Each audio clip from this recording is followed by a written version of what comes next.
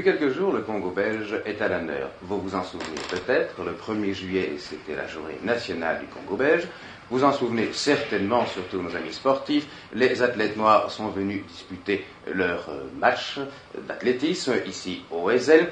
Et enfin, il y a eu aussi une chose très sérieuse, un congrès international de la presse coloniale. Et ceci nous a donné l'idée de parler d'un peu plus près, de voir un peu plus près ce qu'est la presse au Congo belge. Pour vous en parler, il y a 4 personnes, 4 journalistes, dont d'anciens journalistes qui vous en parleront. Il y a M. William Hugeux, qui est administrateur directeur général d'Infor Congo. Infor Congo, qui est une sorte de public relation entre le Congo belge, la Belgique et le monde entier, peut-on dire. Il y a M. Mobutu, qui est journaliste au journal L'Avenir de Léopoldville. Et il y a M. Jean Bers, qui est ancien journaliste du Courrier d'Afrique, et M. De Coster, qui est directeur de l'Écho du Katanga. Puisque nous allons parler de la presse, je crois qu'il est bon de souligner, de montrer l'importance de la presse, l'importance numérique de la presse au Congo belge. Combien y a-t-il de journaux, M. De Coster? Il y a au Congo environ 300 publications. Publications. Est-ce que ce sont tous des quotidiens ou hebdomadaires et quotidiens?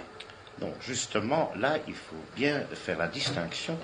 Il y a 7 quotidiens et le reste, ce sont des hebdomadaires. Ces hebdomadaires ont une grosse importance puisque dans certains endroits, il n'y a pas de quotidien.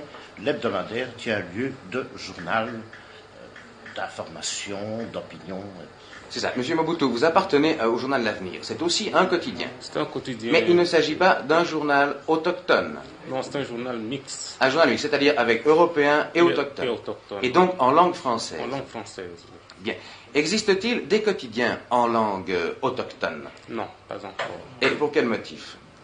Je crois qu'il y a un problème de langue qui se pose, M. Mobutu. Oui, parce qu'au Congo, vous avez plus de 124 dialectes. 124 dialectes. Donc 400 véhiculaires. Le Lingala, le Chouéli, le Kikongo et le Chiluba. C'est ça. Donc il n'y a pas de journal national autochtone. Non. Mais je crois qu'il n'y a pas de journal national en langue française non plus. À proprement parler, non. Non. Et pour quel motif, à votre avis, M. Le Coster? Plusieurs motifs. D'abord, la difficulté de communication.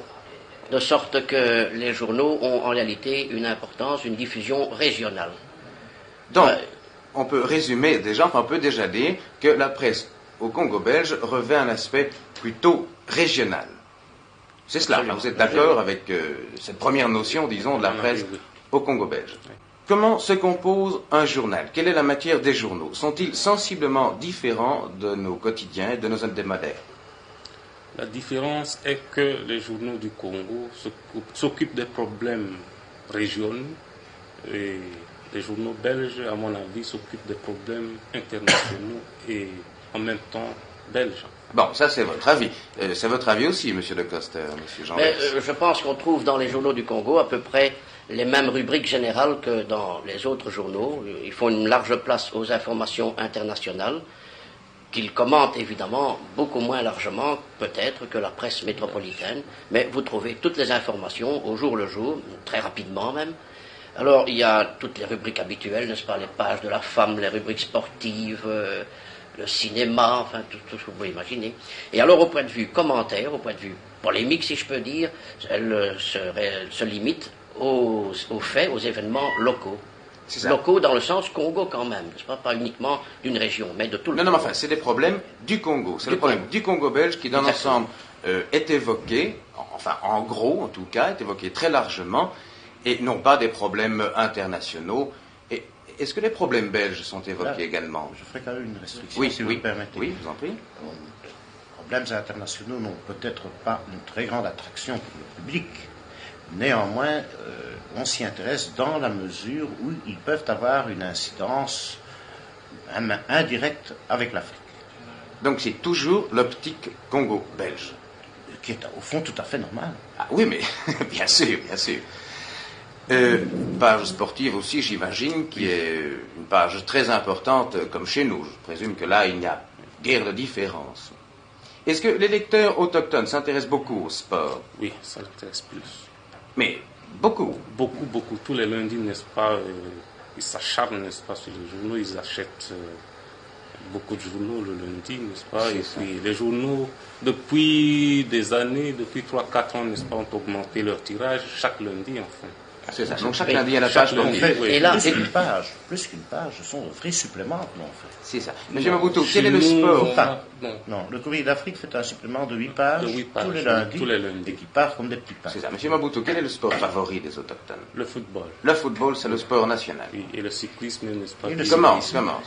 Le commence, n'est-ce pas, à devenir en vogue. Il y aura bientôt l'équivalent, peut-être d'un Tour de France, on ne sait jamais. Peut-être bien. En fait. Il y a déjà le Tour du Bas-Congo. Oui, il y a déjà le Tour du Oui. Bon, voilà, ça c'est pour la matière. Excusez-moi, au point de vue football, une chose qui intéressera certainement les téléspectateurs belges, c'est qu'après le passage d'une équipe belge comme Anderlecht ou le Standard, tous les lecteurs s'intéressent aux résultats que cette équipe-là a fait dans le championnat de Belgique. Donc on suit suit de très près les résultats de ces équipes, etc. Oui. C'est ça.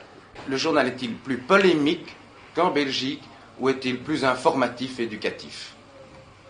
Quel est l'aspect que revêt le journal? Quel est le thème, le ton d'un journal au Congo? Il est certainement beaucoup plus polémique qu'en Belgique, et c'est normal parce que le journal, la presse, est à peu près la seule tribune offerte au public pour faire connaître ses tendances, ses opinions, son avis sur telle ou telle décision, sur tel projet. Alors, il n'y a pas de chambre, il n'y a pas de parlement, par conséquent, c'est la seule tribune qui existe. Et donc le public s'en sert très largement. Donc le ton est dans l'ensemble polémique. C'est vrai, vous êtes d'accord, M. Maboutou, pour déclarer également, M. Jean Bers également. Avez-vous un exemple type, concret, qui montre enfin cet aspect polémique de la presse au Congo belge? Pour M. Jean Bers, ça... Mais, c'est-à-dire, ce n'est qu'un petit cas et qui illustre évidemment un fait beaucoup plus général. Mais il est certain que cette tribune a de l'influence sur le public. Mais en réalité, ce qui est surtout important, c'est de noter l'influence qu'elle peut avoir sur les pouvoirs publics, sur l'administration. Il est incontestable que les journaux ont de l'influence. Je vous cite un cas qui me passe comme ça par la tête de mémoire, qui est authentique. Dans la capitale, donc à Léopoldville, on voulait construire un nouveau bureau de poste. Le service provincial avait présenté des plans qui n'étaient pas spécialement élégants. Le journal, le Courrier d'Afrique, a fait une toute petite critique de quelques lignes, mais enfin exprimant de façon très nette, très objective, ce projet allait déparer ce quartier. Eh bien, les travaux publics du gouvernement en général sont immédiatement intervenus et le projet a été mis en veilleuse et la poste n'a pas été construite. Donc incontestablement, la presse au Congo a une influence énorme. C'est une sorte de tribune peut-être, c'est ça. De tribune, je crois que le mot tribune est il répond exactement à l'idée. Cristallise le plus, oui. C'est ça. Et M. Maboutou, vous occupez particulièrement d'un secteur déterminé, puisque somme toute vous êtes représentant des autochtones en quelque sorte dans la rédaction de l'Avenir. Et quelle est la réaction des autochtones vis-à-vis de vos articles ou vis-à-vis du journal? La réaction, n'est-ce pas, est nuancée, parce que quand aujourd'hui, par exemple, je prends position sur un problème bien déterminé, tous mes lecteurs sont d'accord avec moi. Je vais vous citer un cas. Oui. Il y a 3 mois, j'ai pris position sur un problème, n'est-ce pas, de salaire, sur le problème des salaires. Tous mes lecteurs étaient avec moi parce que j'ai trouvé que les salaires des ouvriers congolais étaient bas. Le lendemain, quand j'ai dit à mes lecteurs qu'il fallait aller doucement dans les revendications, n'est-ce pas? Oui, il faut être prudent. Et ils ont trouvé, n'est-ce pas, que j'étais traître, n'est-ce pas? Je trahissais la cause, n'est-ce pas, des Congolais. Le métier journaliste n'est pas tout pour, je vois. On voit par là, n'est-ce pas, que le public vogue, enfin.